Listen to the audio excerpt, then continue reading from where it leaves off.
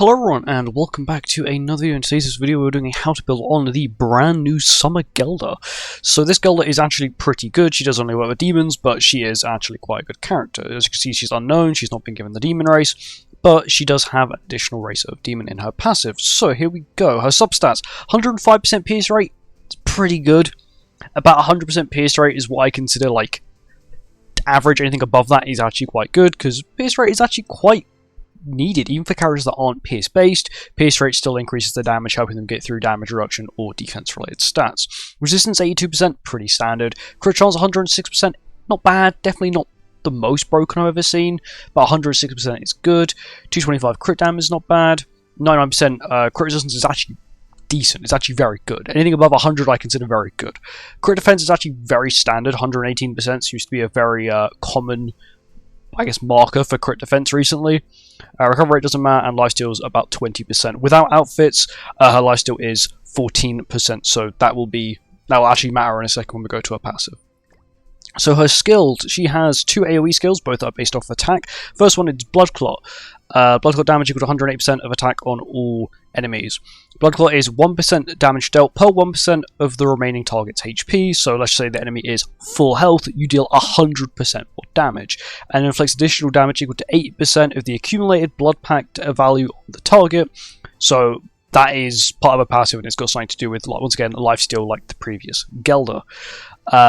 Multiplier is not bad, 180, 220, 300. Once again, you can get 100% damage increase plus additional 80%. So let's say they're full health, they drop down from the field, from the back. You can technically deal 180% damage increase with this skill, and that doesn't even include parts of her passive that make her even stronger. On to her other skill, which is called Bloodstain, which is another AoE skill, which does 180% of the hero's attack on all enemies, and it does additional damage equal to 35% of the target's remaining HP. So let's just say you're versing the blue AM melee, he's got like 1 million health, you're going to be dealing 350,000, because that is his remaining HP if he's full health, which is really good. Multipliers on it, 180, 210, 270, not too much of a difference between level 1 and level 3, but once again, the skill itself, remaining HP is pretty crazy. And then once again, if HP base becomes more of a common thing, she's going to be really good against it, and even just content that's got really high HP, she's going to be really good against it. Ultimate, once again, this is at 1/6, 3/6 it does actually gain infect, but at 1/6 the hero gains an effect which increases the damage dealt by 80%, that is the same for all levels, then inflicts blood clot damage equal to 350% of attack on all enemies. Multiplier doesn't really go up too much to 500 at 6/6, so not a stupid amount. Once again, we know what blood clot does, and we get 8% damage increase anyway, so you can get a huge damage increase, and this ultimate is probably pretty strong against most enemies. So this is the bit where I said lifesteal is really going to come into play here. Increase demon allies' basic stats by 50% of the hero's initial lifesteal. Initial lifesteal is the lifesteal you go into battle with, so having an all stat boost from, let's just say, Demon King will not affect the basic stat boost you give to your team. Only let me show you here.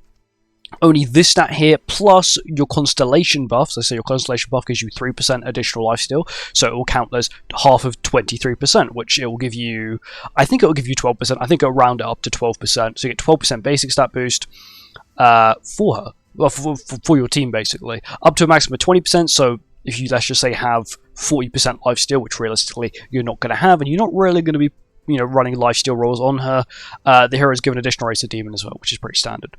The hero gains Blood Pact at the start of battle, which is demon allies take 30% less damage, increase the hero's HP by the amount of HP demon allies take by using a lifesteal, accumulating up to 400,000 points. That is same, that's just normal Gelda, same as the previous red one we had. She just gains HP based on their lifesteal, which is pretty good.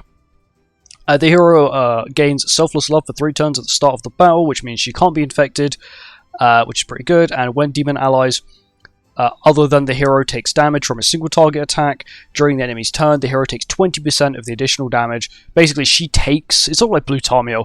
Sadly, this does scale without level, as you can see here. And not too much, though. Oh, I accidentally clicked out of it. Not too much. At 2/6, you have it maxed out, which is pretty good. There are other parts of a passive that are a lot more, they benefit a lot more from it, which is like down here, as you can see here. the heal bit, and then you've got this bit which is the start of the ally's turn. The hero recovers HP equal to 25% diminished HP, and the hero's damage dealt is increased by 20% up to 60%.